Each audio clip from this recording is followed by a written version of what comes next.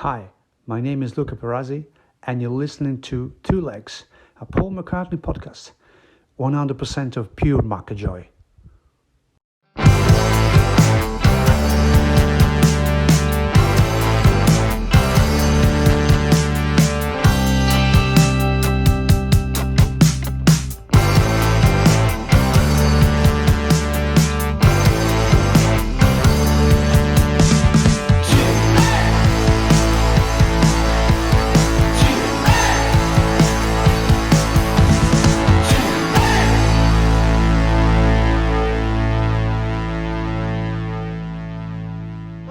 Welcome back to Two Legs, a Paul McCartney podcast. This is episode 258, and I'm one of your two co-hosts, Tom Hunyadi. You may know me from my other show, Talk More Talk, a solo Beatles video cast that I do with my friends Ken Michaels, Kid O'Toole, and Joe Mayo. And on this show, joining me as always is my partner, my backwards traveler. He is Andy Nichols. Andy, my friend, what's going on? Good to see you. All's well, I hope. All is well and things are good and pretty happy these days. Pretty happy. That's awesome. That's awesome. And speaking of happy, I mean, you did your this latest little Holy Grail piece that you've been looking to get. You finally got it, and I mean, obviously, you were very happy in your video that you got it. Where is it, by the way? Where is it? Is it close by, or is it you got it? Did you put it in the safety deposit box? I didn't put it in a safety deposit box. It's in the other room. It's on the turntable right now. Okay, cool. I mean, the vinyl. I mean, they're good shape. I mean, have you listened to a couple of them yet? Listened to a couple last night. No skips. The vinyl's in impeccable shape. Box is a little worn, but nothing. It's not ripped or anything. You know, it's in good shape. And the only thing I don't know is how many of those were actually pressed. Right. That's the thing. I mean, you would have to think like under 100, maybe 50. That's the thing is we don't know. I mean, it's a promotional piece. I mean, do we ever really know? Have you ever seen that in a store? No, never seen it in a store. Never seen it in a store. First time I saw it was in obviously the Blaney book, Volume 2, because he shows a picture of. Yeah, because he got one. He commented on our video that he got one at the time. You know, so. Right. Yeah, I'm pretty happy cool with it. Gonna store it very securely and keep it locked away. Right. And I've been very fortunate to find a few Italian 45s that I've been looking for. So I'm really excited about that and can't wait to show those on a later episode of Two Legs. But speaking of 45s, our friend Tone, Beatley Tone, who just dropped a video a few days ago. It might be weeks ago by the time this is posted. But anyways, he dropped in a video of his 20 favorites Paul McCartney B-Sides. And I thought, well, we haven't done a really, an episode just dedicated to B-Sides in general in a long time. I think since before you were part of the show, Andy. So when I saw him do that, I said, well, this is a great response. We should do a response video to Tones and do our own ranking. Great idea, and we've talked about B-Sides. They've come up in our shows, especially when we did the top 101. But we actually never have done a proper show on the B-Sides. So I'm glad that we're revisiting it, and thank you, Tone, for the inspiration. And I know he did a video thanking everybody for his gifts and stuff, and he is more than deserving of them. And I'm glad that he got other stuff too. And Tony, I hope you're enjoying everything and doing well, and you're back producing content, which is great. So yes. YouTube and just the whole community is better off with you in it, Tone. So keep those videos coming, and we hope you're getting better and better every day. He did give us a couple stipulations for this ranking of the B-Sides. He did say no album cuts. Right. All right. So So a lot of his singles, they did have album cuts on as the B-side, but he also gave us a lot of non-album B-sides, and those are the ones that we'll be ranking. And he also said no covers, so stuff like that was on the Russian album or Beatle covers that he may have done. They're not going to show Original up. compositions that did not appear on an Originals. album. Correct. A true Correct. B-side. A true B-side. Now there is some A-sides, some double A-sides that we're going to let slide, because you still have to flip it over to get to it, right? You still have to flip it over. Yeah, right? you do. So, and for myself, I really chose to go with the true B-side. So I tried to leave the CD single, the stuff from the CD singles out of the mix. I mean, obviously we can include them if we wanted to, but for myself, I just went with the true B-sides, whether it was a 45 or 12-inch. Or even a cassette single, because you flip those over as well, right? Sure do. Andy, any thoughts on the ranking of the B-side? Was it easy? I mean, did you? I already know what your number one is going to be. I mean, if you followed the show for a length of time, you know how much he's talked about a particular song, which I know is going to be your number one. You do, huh? Yeah. All right. I don't know. It might have changed. It's certainly up there. I don't know if we're talking about the same song, but we'll see. Right. It's up there though. Right. I felt the top 10 was really easy to do. The 11 through 20 was a little bit kind of, those could be kind of interchangeable, but the top 10 was pretty much lock, stock, and barrel. Very easy to do. And I think we're probably going to have some of them, or probably out of those 10, you and I'm sure we'll match up on at least 5 of them, I would think. Could be. But before we get to that, we're going to talk Yes. about a new upcoming book from our friend, Mr. John Blaney, who's been doing the great songs he was singing book series. He did a 2-volume set with John Lennon. I mean with George Harrison. He also did a book with John Lennon and a Beatles book. What was that Beatles book called? The Beatles, How Everything They Touched Turned to Gold. There you go. And his new book coming out that he was just so gracious to send us is 1973. The last year the Beatles were fab. So there it is. Thank you, John. And, Hardcover. Just yes. read the introduction this morning, and he makes a nice argument for it. In the introduction, he's like, well, why not 1976? The Beatles did pretty well in the charts in 76. He says, why not 1995 when Anthology came out? Why not 2000 when Beatles 1 sold more albums than anything that year? So he makes a really compelling argument why other years they could be, which was the last year they were fab, but this is his case for 1973. So we'll see. Looking forward to reading this one. You got all 5 camps releasing albums. One person, as we know, released 2 albums that year. But yeah, it was a stacked year with a lot of releases, a lot of albums, a lot of singles. And thank you, John, for sending this book. And I'm sure we'll have John on again the show to talk about said book as well. Real quick, I want to just read a passage from the introduction, which made me laugh when I read it. He's talking about the Red and Blue albums, right, and how they became an iconic release, and why they're so how they're so revered, and why. And what he says is basically with the Red and Blue albums, albums are repackaged as multi-disc affairs, remixed, remastered, and presented as important historical facts. They are bestowed with a gravitas that is usually reserved for documents of state like the Magna Carta or the Declaration of Independence. I loved his his analogy with like how greatest hits compilations like the Red and Blue album are now given this just iconic status, historical reference. And that's just in the introduction. And given John's work and what he's done, we know it will not disappoint. And I'm sure it'll be a very quick, easy read. And we'll probably have, the book is out in November. We'll have him on probably before then to promote it. And it's available for pre-order now, so go get it, please. Yeah, again, another book.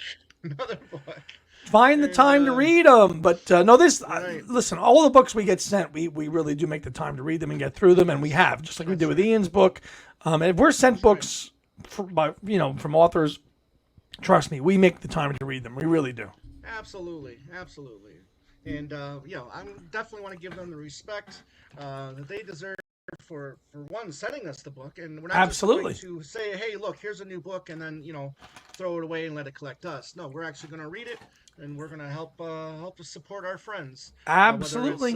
whether it's Luca, John, Alan, and Adrian. We're here for those guys, Anyone. and yeah, absolutely, Anyone. absolutely. All right, so today's Top topic is the top top 20 20. B-sides. Top 20. And now there's plenty. I think there's over 40 that you can, I'm close to 50 that you can choose from, whether or not it was a true B-side or the 12-inch with with two B-sides. There's just so many B-sides that you can choose from. The CD singles with the extra tracks. However, like I said, I went with a more traditional B-sides. But Andy, we're gonna go back and forth real quick. We're gonna Sure. start with you. Your 20th. What's your 20th pick for your favorite B-side? 20 for me. Now I've pulled mine mostly from the 80-inch singles box. This one wasn't on there, but it is a B-side. That's Comfort of Love. Comfort of Love is my number 20, which was a Chaos and Creation single, which was, I believe, on the Jenny Wren CD single. Was it on the? No, no, no, because I'm going to show the Jenny Wren one. A Fine Line, I'm thinking. No, Fine Line is Growing Up, Falling Down. Went down. Okay, well, it's probably part of this. Was the CD single then? It was part of the CD single. Like I said, as you said at the top, we're CD singles. It's a B-side. It's a B-side. Right. Comfort of Love is a nice little quick track, little piano thing. Which I kind of like, and it's simple and it's kind of forgotten. Some of those Chaos B-sides are really some gems. They really are, and the Comfort of Love is one of them. That's 20 for me. Yeah, and 20 for me is sticking with Chaos and Creation. We're talking about the B-side to Jenny Wren, and that's Summer of 59. 59, yes, really like that one. Really just like it's just guitar, right? You got the toe tapping on that one. I thought it's a fun 2 minute 10 seconds, perfect. Just a great little, and it moves quick and it gets to the point. And turn the boys to women. Yes, yeah. Yes, indeedy. Good choice. Good stuff. Good stuff. Okay, my friend, 19 for you. 19. Okay, we're going to press to play era, and I'm going with Tough on a Tightrope. Okay. Tough on a Tightrope, which I think is a great lyric. One of his stronger lyrics. You don't feel right when you're going strong. Going to get it wrong. It's tough on a tightrope. I think that's a nice phrase, tough on a tightrope, to describe what you're going through, and it happens to be a good song. Would have made Press to Play even a stronger album had that been one of the tracks included and not one of the CD bonus tracks, but Tough on a Tightrope is my number 19 from 1986. Yeah, I considered it, but unfortunately that one didn't make the cut. No, didn't make the cut. 19 for me is a Phil Ramone era song from '87, and it ended up popping up on the Beautiful Night. Oh, good choice. Love come tumbling down. Really love that cool song. Little number. Great lineup of musicians on this one. As I said, produced by McCartney and Phil Ramone during those, some gems in those. You look at some of the song listings of those Phil Ramone sessions. There's some really good stuff there that just got thrown to the curb, unfortunately. Love Comes Tumbling Down was one of them, and I'm glad it got resurfaced for the Beautiful Night. That was what a discovery in '97 to hear that song when I got the CD single first. Yeah. And I said, what's this Love Coming Tumbling Down? I'm like, whoa, this is a great song. Good choice at number 19, partner. Yes. Very good. Yes. All right. 18. 18 for you. You just said it, and now I'm going to say it. Summer of 59.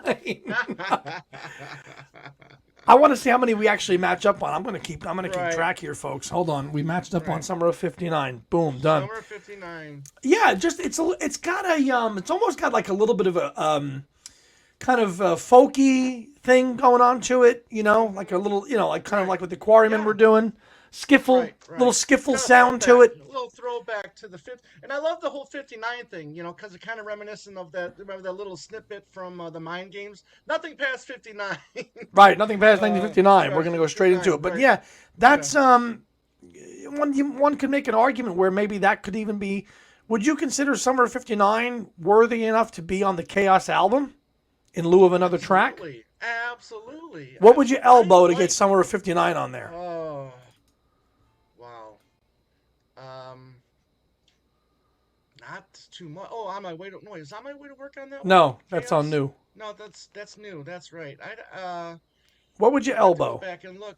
I would have to go back and look. But the thing is, he probably would fit because it's only 2 minutes. It's only 2:10. It would fit. Yeah. So no, we don't have to elbow anything. Put it on there. No, just put it on there. Summer of '59. Yeah, I like that we both chose that one.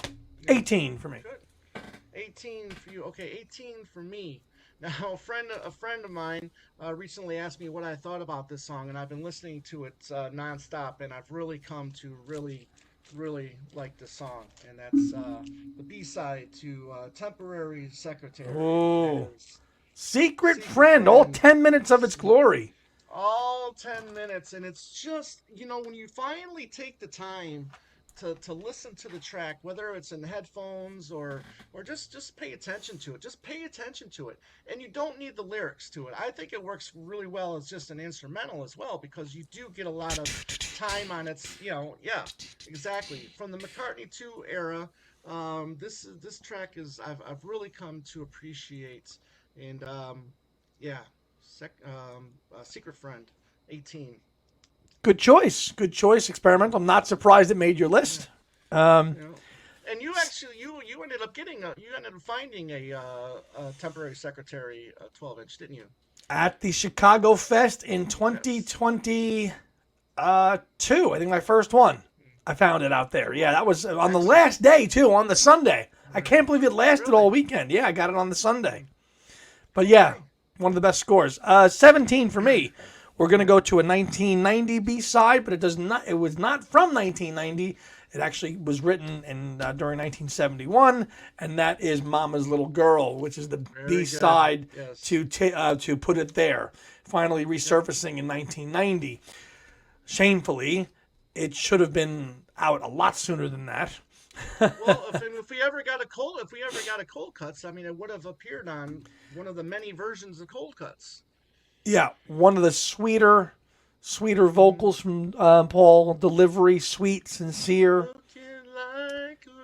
Yeah, absolutely. Just a gentle ballad that would not have been out of place on Wildlife or Red Rose Speedway. I would have been a very welcome treat on Wildlife, I think. Wouldn't have been? Absolutely. Yes. That's 17 for me. Mama's Little Girl. Excellent. Okay.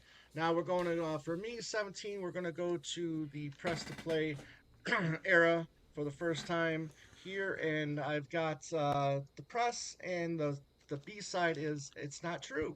It's not true. Really like it, yeah. And then it's got the boom, and then when he gets into the vocals, I really or the lyrics, I really like the smoothness of the track. I mean, it's not too press to play, if you will, but No. but between that and another one are my two favorites that appeared on the CD. So I'm going "It's Not True" for my 17. Good choice from press to play. 16 for me, keeping with the same era as the last one, a little bit later on. I'd like to walk in a field with you. Country Dreamer at 16. The B-side to Hell on Wheels. Again, great track. Hearing that kind of country influence that Wings was kind of channeling at the time. A lot, Heart of the Country, Country Dreamer, and you hear it later with Sally G. Paul was great at channeling some of that genre at that time. And Country Dreamer I've always enjoyed a lot.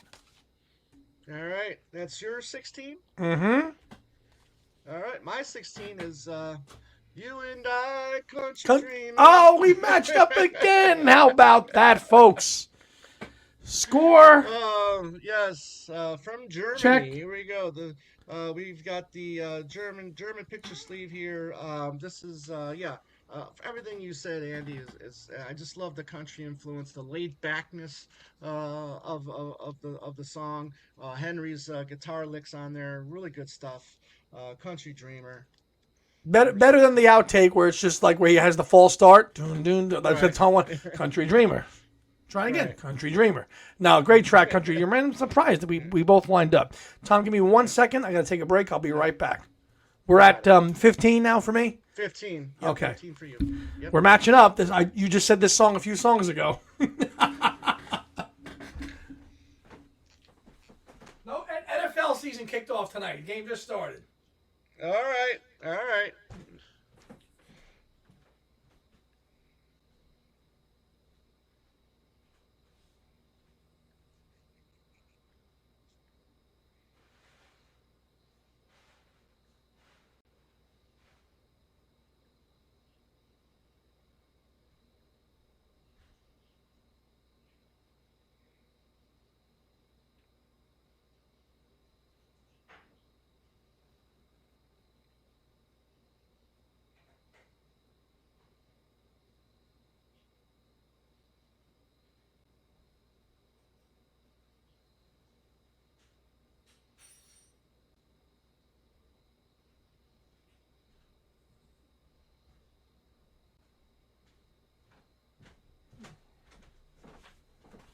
Okay.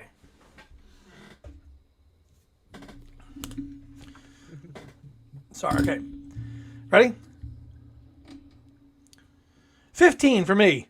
A song Tom just said a couple songs ago, going back to 1997, but really 1987 with Love Come Tumbling Down. Nice. We said it all when you announced it. Great song. And if you don't know these songs and you're listening or watching to this show, what are you doing? You got to listen to these songs. These are Hop on epic. YouTube. Yeah. Hop on to YouTube, play them, love them, enjoy them. And tell us what you think. Yes, exactly. 15 for you. All right, 15 for me. Going way back to second Wings single. We're going Little Woman Love, which, as we know, he kind of did a medley with Sea Moon during the live shows in the early days. This is from Yugoslavia right here. Yeah, Little Woman Love. I love the piano stuff that he does. Really quick. I love it. Good stuff. I love the version from the James Paul McCartney show. That medley. You know. Yeah. You know I'll always love my little woman love. Boom into Sea Moon. Yeah. Yeah. Really I good love, stuff. You know, Linda's backing on that one is really good. Mm-hmm. Okay. Number 14 for me. Going to 1982, and a pretty song that probably is a very somber occasion for Paul, and that is Rain Clouds from Ebony and Ivory, the B-side. I had a feeling you might pick that one. Rain Clouds? Yeah.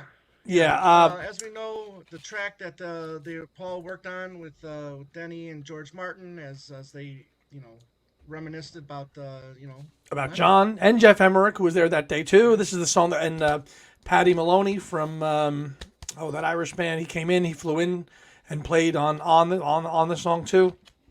The tin whistle, I forget whatever that instrument that's on this song. The instrument in the song. Yeah. Right. I think it's a good song. I like it. It also has the sentimental value to it. Did it make your list or no? Did not. Okay. Did not make my list. Rain Clouds Hide the Sun. It's a somber song, and you hear it. You can actually hear it. I've always enjoyed it. When you hear that little whistle going in it. I do like his rain in the morning. Rain on the trees, rain, and you hear some of those Wings harmonies on this too, because you hear Linda on it too. Yeah. With the whole Rain Clouds Hide the Sun as the song ends, so there's still that Wings element in here too. That's true. Good point. 14 for you. 14 for me. You mentioned it earlier, and it's the beautiful, very harmonic, well-sung Mama's Little Girl from Put It There, B-side to Put It There, 1990. It's funny that, there was a lot of stuff that he still had. He could have done the stuff from the Phil Ramone sessions on the Flowers in the Dirt 45s, but he ended up choosing to go with way earlier stuff, which was really cool. Mama's Little Girl, I mean, that was the first time I had ever heard Mama's Little Girl. I never get bootlegs back then, so your first exposure to Mama's Little Girl was on what, the single? or not? No, my first exposure to Mama's Little Girl would have been Wildlife, the The '93 '93 collection. Wildlife, yes, Yes, yes, yes, same. yeah, And that's right. kind of it slots better there. It's It like, okay, this fits. is It exactly how fits. it's supposed to Yeah, be, right. right? And Agreed. those '93s, boy, they Yeah. that's you had some really nice bonus tracks on those. So good choice. And I think we're both we Yep. both agree why it's one of his best ever. Yep. 13 for me. Don't have it in here because it wasn't in the 7-inch singles. It's in the other room. But it was the B-side in America to Off the Ground, and that's Cosmically Conscious, Conscious. Right. which actually you got screwed on because it's not the full version. No. No. But the label says 4 minutes and change. But when you play the 45, it's just the fade out from Off the Ground. It's not the full version of Cosmically Conscious. And I remember playing that when I got it, and I'm like, I just got ripped off. The label says this is supposed to be 4 minutes and whatever seconds, and all I'm hearing is the fade out from the album. I'm like, Right. I got screwed here. Right. But on the Complete Works, we got it. And That's right. That's right. You have to get the complete works to get the complete song. yeah, and it's just a little bit of a jam. It's kind of got it. It was written during the Beatles' time when they were there in Rishikesh in India. Paul performed it with Ringo at Radio City Music Ringo, Hall yes. in 2009. So there's a Beatle connection to it, and I just love it. I love the synths that come into it, and I just love the overall vibe of the song. Come and be cosmically conscious. The whole. It's a little repetitive with the whole such a joy, joy, joy, but I love the whole thing. I love the essence of Cosmically Conscious and how he wrapped he kind of wrapped the album around that with Off the Ground too. So that's always been a favorite of mine at number 13. Number 13, and for me, number 13. What, Andy? What would you say if I told you that she was always in a hurry? What would I tell you? What would you say? There you go. That's my 13. In a hurry.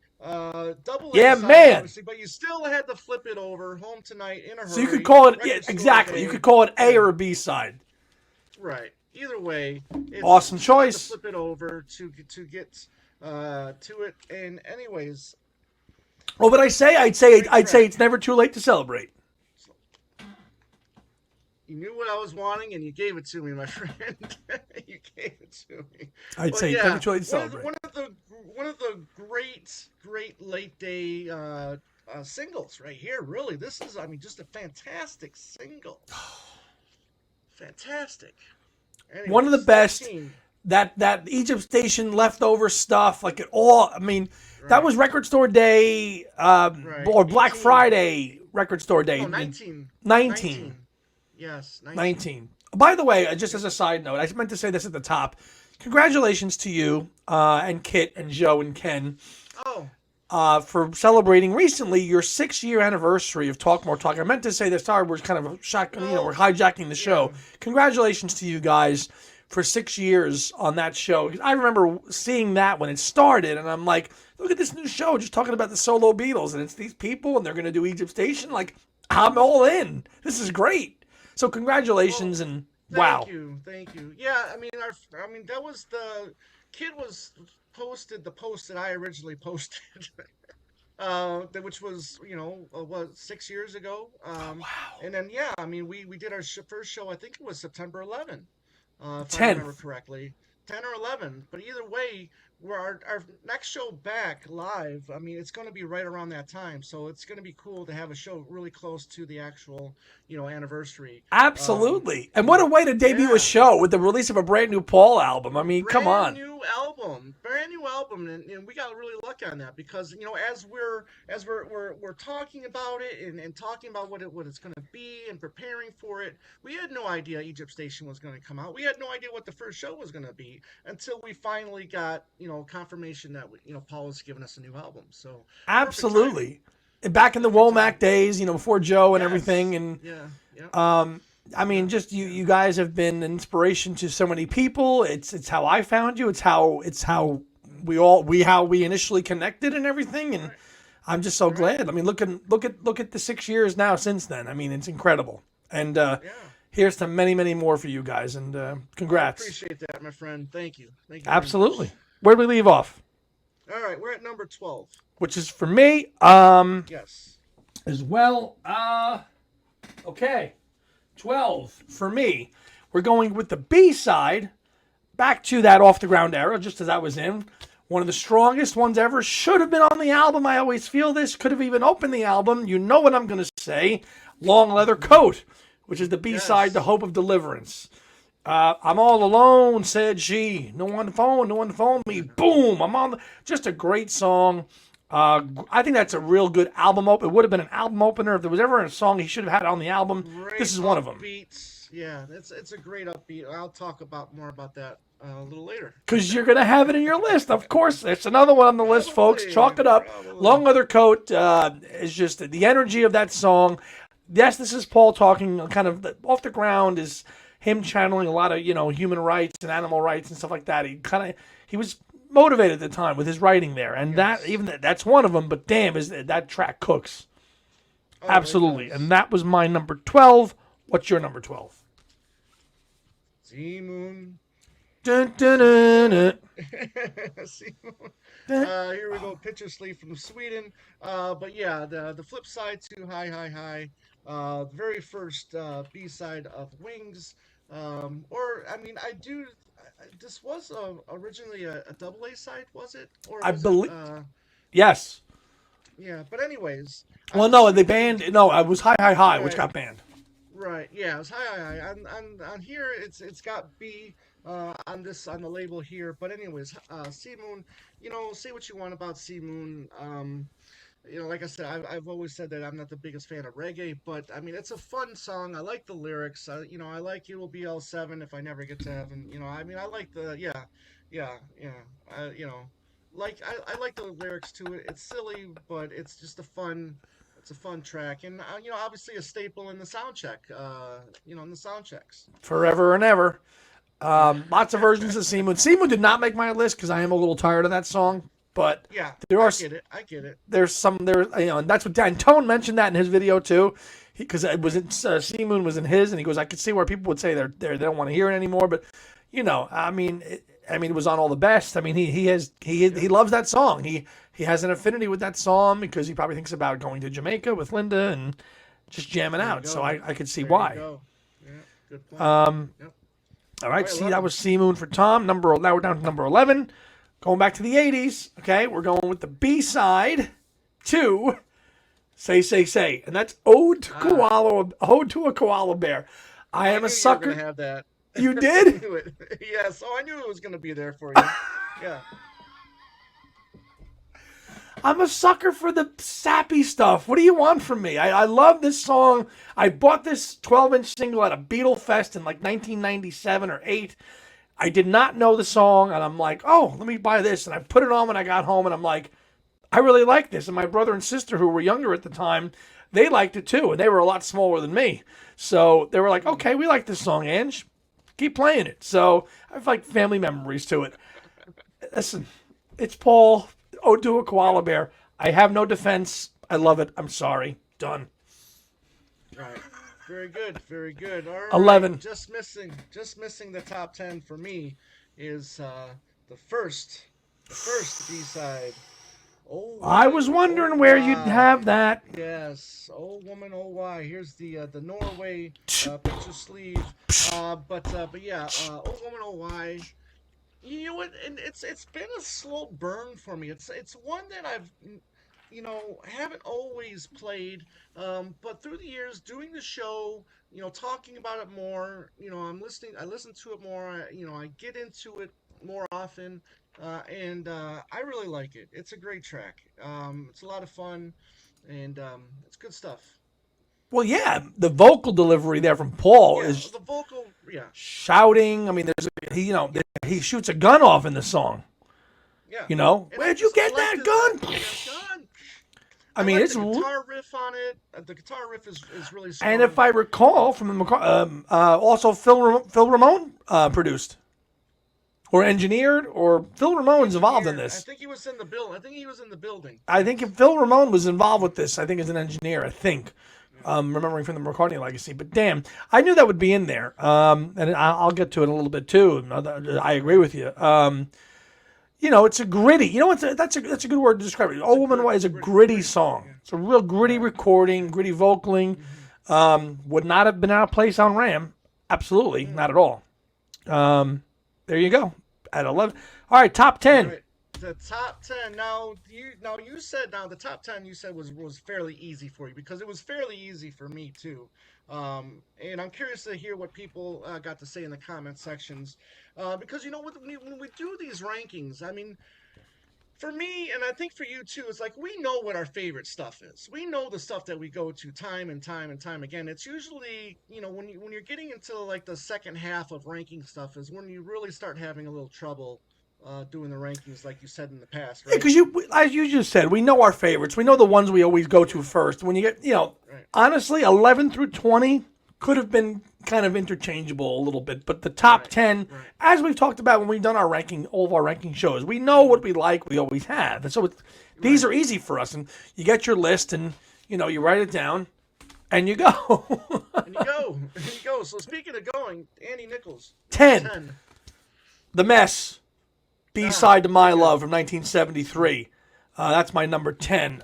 Now again, Wings. It's a live version, live at the Hague, showing you that what that first live, the second lineup of Wings, how they could cook as a live band with Denny and Henry in there and Denny Lane, just rocking out, which we see now on the Wings live box from 71 and 73. This was just a little taste of Wings as a live band that you got on a 45.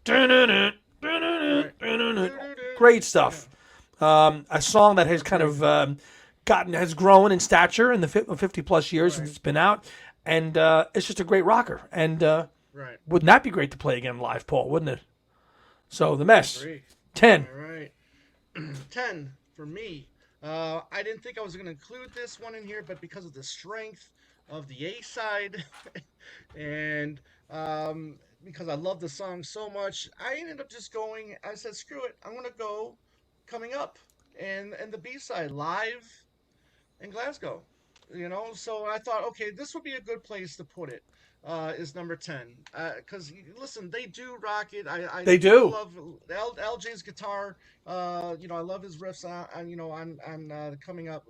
However, like I said on the show, I do like the studio over the live, but I know a lot of people love the live over the studio. Yeah. So so I'm going 1, with, 2, 3, 4. Yeah. Yeah. Good for you, partner. Yep. Good for you. 10 for me is, there was a reason why it was a big hit in America, and and Columbia threw the one-sided 7-inch promo into the original copies of McCartney 2 because it was such a hit in America that they threw that one-sided, promo, the one-sided single of Coming Up Live at Glasgow in the album because it was a big hit here. That's right. Even though John liked the studio one just like you too. And 9. And we're right. We're going. Go. 9. We're going back to Nashville, baby. Sally G, the B-side to Junior's Farm. Somewhere to the south of New York City lies the friendly state of Tennessee. Paul doing the country thing again. This is probably the best effort I think of Paul doing the country stuff. Really, with where he was and the band, the guys he had in the band playing with him, with Jeff Britton and everything else like that, and having those, this is it. Sally G, I think, is one of the best B-sides. Do you have it? It's there. I knew it. I knew you'd have it. There. Sally G at number 9 with the twang and everything else with it. It's like Country Dreamer, but times 10. Right. Yeah. So I mean, 9 for me. I've talked before about my feelings for Off the Ground and the the political or the the awareness stuff and all the activisms that he does. But this is just a fantastic song. It just rocks, and yeah, it's Long Leather Coat. I couldn't have this list without Long Leather Coat. Just a great kick-ass number, and So Long Baby, step right in. And then like that spoken word bit. Why, yes, she said you can go right ahead when she took out her key and she locked it into the bedroom. Boom. Awesome. And I think you're right. I think it would have been a fantastic album opener. Really would have been. If you didn't have Off the Ground as the title, right. I think it was just it would have been a great opening track. Would have changed the whole dynamics of the album for me. Totally. And I agree with you. Good pick. Good pick, buddy. Number 8 for me, going back to Wings from 73. The B-side to Live and Let Die. I Lie Around. Yes. I love it because Good. learning so much about it in the McCartney legacy and how long and how far it went back as early as 1970. And then Paul giving most of it to Denny. But then Paul, it's like one of those rare songs that Paul and Denny both kind of sing a little bit on. You know, I think Denny gets the first 2 verses, and then Paul does the third. Paul finishes it, you know. Right. You know, and again, you get the great Paul scream in this thing. Oh God, I can't get enough of I Lie Around. It's so great. You know, you hear the jumping into the pool to start, and then it kind of starts out, dun, dun, you know, and then Denny, it's like rolling along, and then Paul takes it to the end and the last verse and just brings it home. And I Lie Around is again much stronger than B-side material, that's for sure. For me, always has been. You know what the opening, that splash, the jumping in the pool, you know what kind of reminds me of is the sound effects that's in Elton John's Love Song. Because like in the middle of that, they kind of have like the kids laughing. I think they're jumping in pools and stuff like that. Yes, very similar. Yeah, very similar, but didn't make my my top 20. Oh, I thought that would be on there. No, unfortunately, did not 8. like it. Don't love it. 8 like go. It. But 8 for me. Oh, Sweet Darling. The Mess. I'm in. Denmark, 45 right here. The Mess, like you said, I mean, this is a great showcase of the band and their need for more rockers. They were a great little jam band. And, the addition with Henry, and I love that. I like that little middle guitar lick from Henry in there. Good fun rock. I just remember I love when they're showing it in the James Paul McCartney special, or one of the versions of the McCartney special, and they're doing it live, and you see people getting up and they're dancing and everything, and that's just looks like. We're gonna have one more song, and then we're gonna take a little break, and you are too. Here we go. And they go into the song. That's how the 45 opens up. Yeah. And really did not get played again after the 73 tour. Did not get revisited on Wings Over America or any of them. Really is unique. It's unique to that early incarnation of Wings. It really is. All right, so we're in on The Mess too. Number 7. You mentioned it a few songs ago. Agree with everything you said about it, and that is A Woman Oh Why. All for the same reasons that Tom mentioned when he got it. McCartney raw, screaming, being kind of a little gritty, not a ballad, trying to show that he can do the rough kind of song. Right. And listen, it's early Paul, it's a home run. So that had to be in the top 10 for me. That's my 7. 7 is the one that I'm thinking is going to be really, really high up for you. And I know how much you love this one because you talk about it a lot. And it's Back on My Feet, the first released collaboration of Elvis Costello and Paul McCartney on the Once Upon a Long Ago 45, which we here in the States we didn't get. And I know you Brits, you want to just like scuff it off like it's no big deal. We would have embraced it over here, I think. Hell yes. But anyways, great track. You definitely get Elvis Costello's influence in the song. Lyrically, I think it's wow. It's like you weren't expecting this, the way he structures the song lyrically. Musically, it's very interesting as well. It's not like McCartney and it's not, and sometimes it gets to be a little bit of it gets a little bit wordy there towards the end. No, they try, no. It kind of gets a little bit of a mouthful towards the end. Right. But still, the sentiment of the song, you've heard it on the demo when Paul dropped the download only demo on when the Flowers box came out. That kind of lilty, light, kind of bubbly melody that's there. How many days will it last? I mean, that was, and then Elvis came in with his bit to make it a really, really strong B-side, and it's up there, and it made your top 10, which is cool. I knew you liked it. I didn't know you'd have it in your top 10. Right.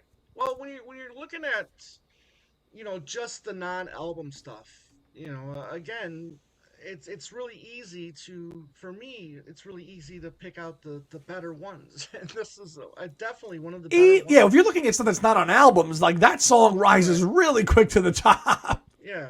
Yes. I'm waiting to hear a song. Yeah, you haven't said it yet, but I know you like it quite a lot, and it's. I'm curious if the next six, if we hear it, but it's from an era that's not Okay. too far from here. But you always sing its praises, and it's one of your favorites. Oh. I'm sure it's in there. We'll see. Mm, Yeah. I thought, but it wasn't on the list you sent me. The list you emailed me, that was not on there. did I not put it on there? No, Interesting. Wow. I I must have. I was going really quick while I was typing, so because I'm I like, I looked at that. I'm could have like, forgotten it. how did he forget this song of all songs, which he really speaks highly of, and I know he's gonna have Yes. it when he Right. gets to it. But Right. we'll get to it. Right. Six for me. Tom mentioned it a couple Right. songs ago. The live version of Coming Up. Mm. Yeah, might sound common, might sound tired, but at the end of the day, that's Wings live in their last live incarnation with Lawrence Juber and Steve Holly, who we've got to meet a few times now, just cooking it. I know recently everybody likes to go back to the studio one. I think even Kid O'Toole prefers the studio one, and I have too. But when you hear the live version, they're just smoking live, killing it, and it's one of those songs that Paul McCartney will be remembered for. The live version, not the studio one, even though the video for it is awesome. Right. But the live version of Coming Up will be like, if you look at the top 10, you go on Spotify in 20 years' time or Apple Music, Coming Up live is going to be one of those 10 songs as a solo artist. I can guarantee it. And it's the So, live version that goes to number one. I mean, how often do live tracks go to number one? It's not very common. well, in Paul's case, twice. Yes, okay, fair, but in general, in the big scope of releases of 45s, you don't see a lot of live tracks going to No, number one. no, you do not. So, You do all not. right, Here you so go, partner. What do you got? six. Six. Yeah, great rocker. Wish it was on the album. Again, it would have changed the whole dynamics of that album, and that's Girl School. This is Okay. from East Germany, 45 right here, Mulligan Tire. Double A side, right? But yeah, Girl School, what a rocker! Fun Oh, lyrics. As we know where he picked up the she's an lyrics from. Oriental The Oriental princess. Princess. She shows films in the Yes. classroom, boys, and Mm, they put the paper on the windows. Like, oh, God, Paul. See, that's Paul wanting to show that he can be a little bit of a, you know, he can yeah, still write dirty, some, dirty lyrics too raunchy. here and there. Yeah, Raunchy. yeah, a little raunchy. Yeah, exactly. And one of the last great guitar licks from Jimmy. Yep. On a track. So wish it was on the album proper. But then But again, that wouldn't hey, have fit the children, mood. children. I know that, but it needed a really true, But you know hardcore what? Toss rocker on name it. and But address and throw that on there. that's fine too. Children, children, you're out of here, or that, No, you got to keep But children, anyways, children. yeah, all right, fine. Keep children. Toss name and address and throw that one on there. Top five, Mr. Nichols. Going back to the 80s, and I'm sure I haven't heard Yes. you say it yet, so I'm sure you're going to say it too. At some point, one of the strongest, it goes back actually to the 70s, but it came out in the early 80s, and that would be the B-side to Take It Away, I'll Give You a Ring from Mm, 1982. Yeah, man. Yeah, man. Yeah, man. Whoa, man. I know I won't be lonely anymore. be anymore. Eric Stewart, Linda, the harmonies, Yes. everything on here. You hear it. It's fantastic. I've always loved I'll Give You a Ring. That is like quintessential Paul McCartney B-side material if there ever was. I mean, it could have been an A-side, but I mean, with Take It Away, how do you compete? You've got Take It Away and you're going to throw I'll Give You a Ring on there. But yeah, I have adored I'll Give You a Ring for many, many, many years. And it never gets old. Ever. Yeah. Especially that bit. Whoa, man. I love that. Whoa, whoa, don't be lonely. Yeah, exactly. Five for me is kind of like in the same vein because it's at the same wordplay in a way. Yeah, okay, and that's right away. The B Really? side to Pretty Little Head, love right away. I mean, because you could interpret right away a different, differently, like you can interpret "I'll give you a ring," differently as well. So I always loved Right Away. You need loving, but a big fan of Right Away. Hey, And little again, I think Press the sister. Play, Dun, dun, dun, yeah, dun, dun, yeah, dun. Yeah. right. And I think Press the Play would have been a lot better if we got Right Away on there as well. So, Is that the U.S.? Is that however, the U.S. single, Tom? no, this is Parlophone. This is UK. UK. Parlophone. There it Yes. is. Yes. Good. Yes, Yeah, sir. you. That's some high praise there. Right away at number what, 5? That's number 5 for me. Yes. 4 for me. Tom mentioned it a couple of songs ago. I feel a little more strongly about it. Man, this would be awesome if he ever played it live. And I've said it on our show many times how much I love it. In a hurry. Yes. In a hurry. One of the best songs he's written ever. Catchy, infectious. You can sing to it. You can get motivated. You can get excited when you hear it. I mean, it's especially the second half of the song. It just kind of gets you into a trance, and you can just lose yourself in it. And I remember getting this single, thinking, "Okay, let me see what this is going to be." And then I got it, and I'm like, "Oh my!" And this is shortly before I joined the show when this came Yes. out, fall of Mm-hmm. 2019, and I'm like, "What the hell is this?"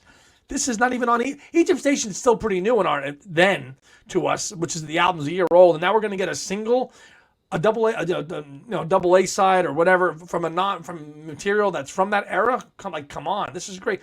Remember that we had Get Enough that dropped in. Yes. We had all those songs Yeah, that were New Year's night, midnight, New Year's Day. Get enough. right in going into 2019 or going into 2020. Yes, going into 2019. Yes. Going into 19, I remember that.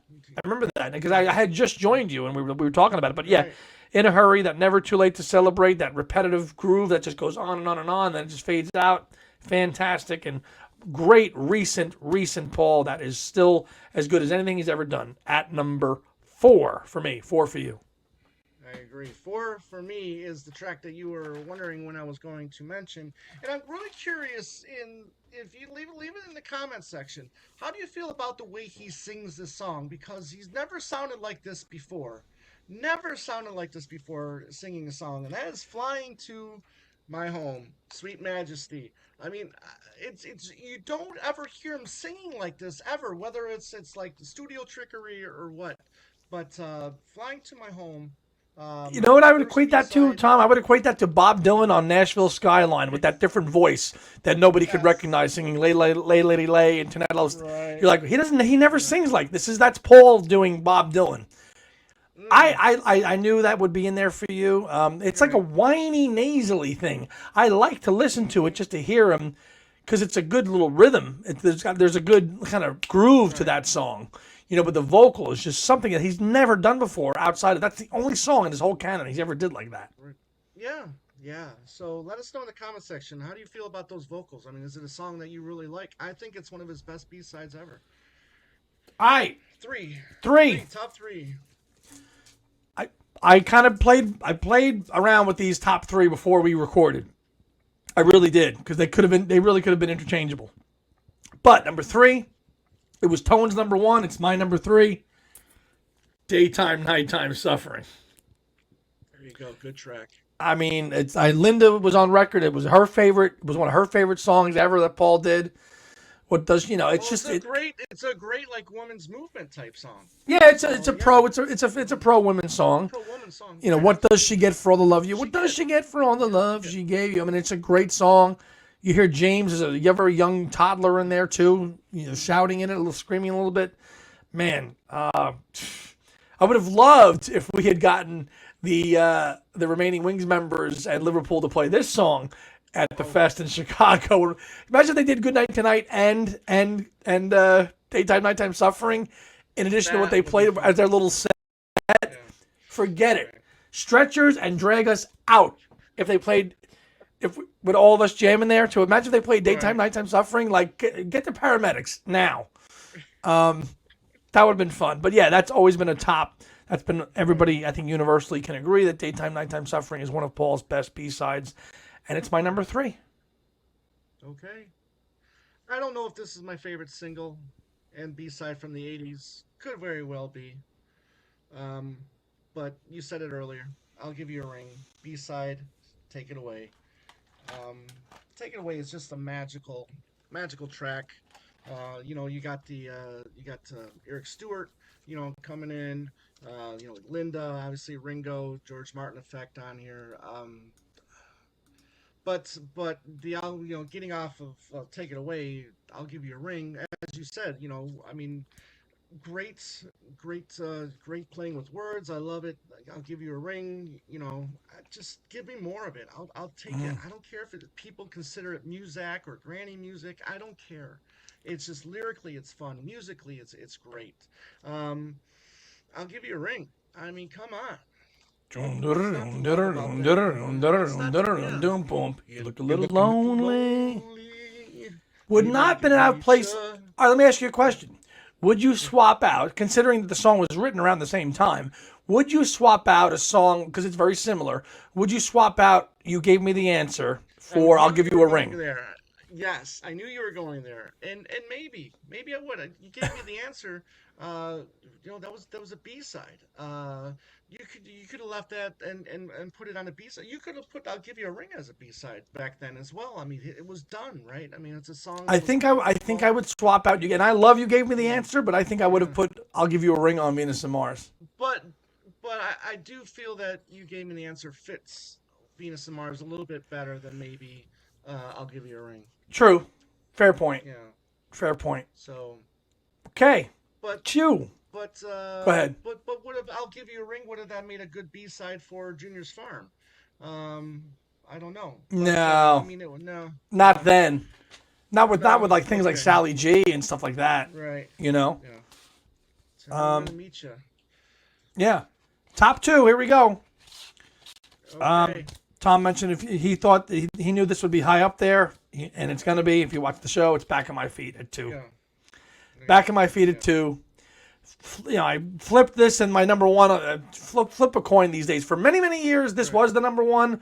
Recently, my number one has become my number one for reasons I'll get to. But this is right up there. Back of My Feet. It's optimistic. The Costello songwriting. It's classic Paul. Optimistic, happy, Mm-hmm. confident, and you hear all these things, and it really, I mean, if it's a song you can go to if you're feeling low, and you need some motivation, and there that's it. I'm back on my feet, and I think a lot of people can resonate with that. I certainly Oh, did. absolutely. I have many times in my life. Yeah, and I think that's the overall message of this song. I don't need love, temptation this week. Give me a hand till I'm back on my feet. I think that's a great message, and that you hear that in that song. Other than being musically just a great piece of work Right. that Elvis helped make better. But yeah, Yeah. back on my feet, numero dos for Mm. you. I never thought to ask her what the letter G stood for. Oh, that's high up there. However, it is good because this is good. Number two, Sally G. Here's the 45 from Yugoslavia.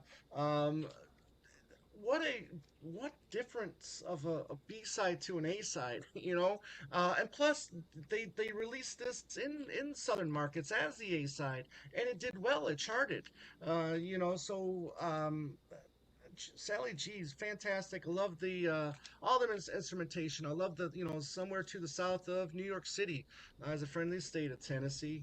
Good stuff all around. The change Lyrically, me and Sally it's really took off. Things yeah. began to look Yeah, off me and her. Yeah, look up, yeah. and the fiddle playing. The fiddle playing is what Yes, is that's the trademark.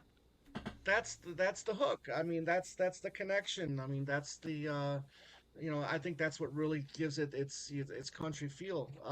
He could have done this in just like a regular pop rock. He could have turn this into a pop rock song. It didn't have to be country-ish. No. But I think it served its purpose, and it was a great B side. It's the second B side, in my opinion, in his career. Absolutely. Not surprised you had it Yes. ranked where you ranked it number 2. Yeah. Number 1 for me, and if you're following along, you probably know what this number 1 is going to be. Tom mentioned it a couple songs ago, and it recently has become my number 1 because, damn, I just can't get enough of listening to this and it's not a ballad, but damn how much they rock on this song. And that is number 1, Girls' School. Girls' My School. God. Oh, This is it for me. This is the number one B-side of all B-sides. It's kind of overtaken back on my feet because it's such a great example of Paul rocking as a band, as you mentioned, Tom, with Jimmy McCulloch still playing, having a riff there, and with Joe English, and damn, it's just one of the best examples of Paul rocking on a Helter Skelter type level. I really think so. On a and then still retaining those classic Wings harmonies that you hear on the what kind of sisters do. You hear that Wings sound on that. Absolutely. Girls' school. I mean, it's phenomenal from start to finish. Absolutely. I mean, this song will go down. People 50 years from now, they're going to go, that's the guy who sang Yesterday? Yes, it is, people. Yes, it is. I love it. I love that it's your number one. I think that's great. Girls' School, number one. Girls' School. Your number one is Go. Is the next non-album B-side that showed up in his solo catalog, and I think Tone did get it right. I think Tone, good on you. I think you got it right. Daytime Suffering. Yep. Here's the 45 from Italy. Anyways, what does she get? No less, no more, no sea, no shore, no sand, no pale, no fairy tales anymore. So many great lyrics. And it changes. I love the way it's constructed, and had a lot of great times listening with many different relationships. Listening to this track,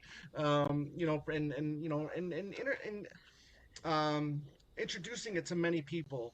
This track. People are like, give me something that I would never heard before from Paul McCartney. I'd give him Daytime, Nighttime Suffering. Hands down.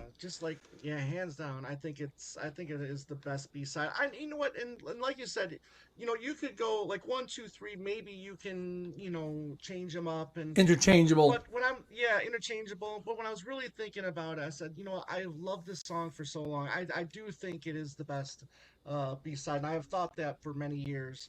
And I thought, okay, well, maybe it could be Sally G, right? Maybe it could be I'll Give You a Ring.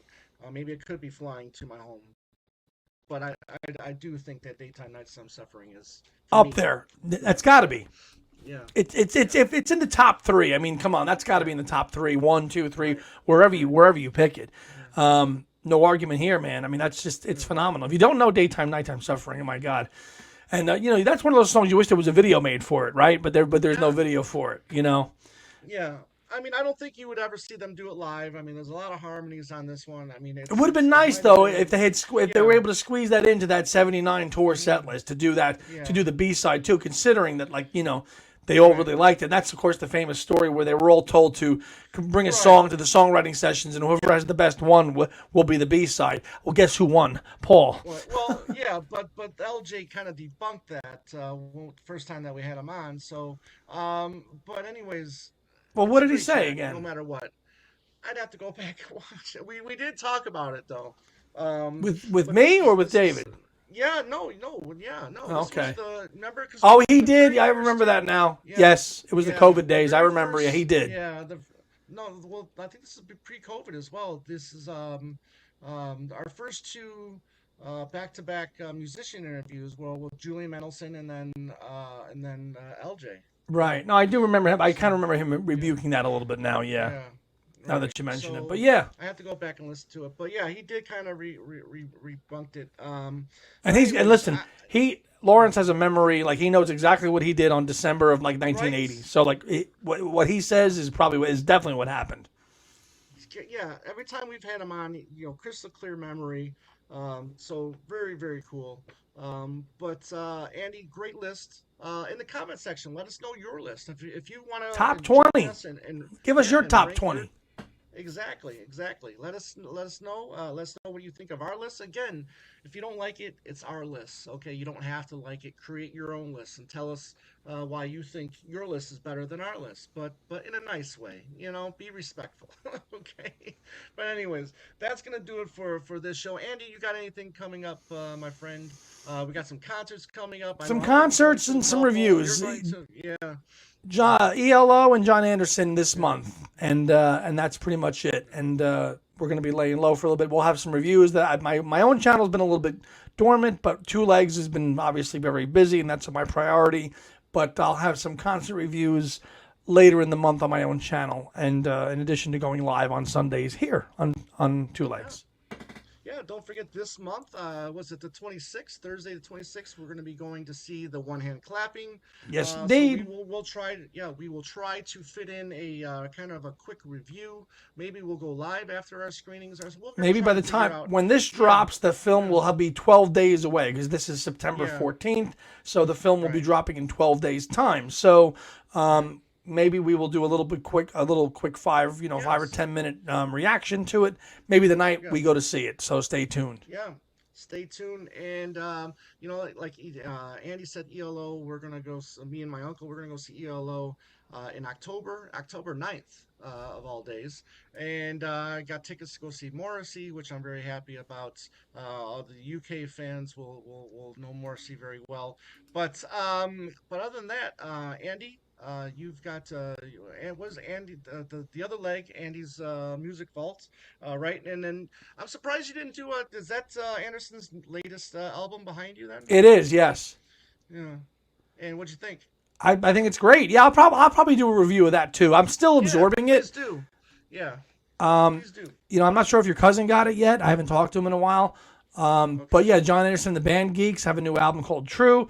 Kind of sounds like Yes, but it's not really the members of Yes, so kind of has like the 80s Yes sound to it with a little classic 70s. I probably will, but I have to get familiar with the album more to really review it properly. Good idea, partner. Thank you. That'll probably be the first thing that I do before the concerts. And 80 years old in October, and still sounds great. Yeah. Fantastic. As for my other show, Talk More Talk, we do have a topic set up. We're going to have 2 very special guests, which I'm not going to mention right at the moment because I don't want to jinx anything. We want to make sure that everything goes well. But by the time this is posted, you'll have seen who they are, and hopefully you would have listened to the episode as well. So that's going to do it for episode 258. Andy Nichols, Tom Hunyadi. Like, subscribe, email us, whatever. As always, have a great day and a beautiful night. Take care. See you.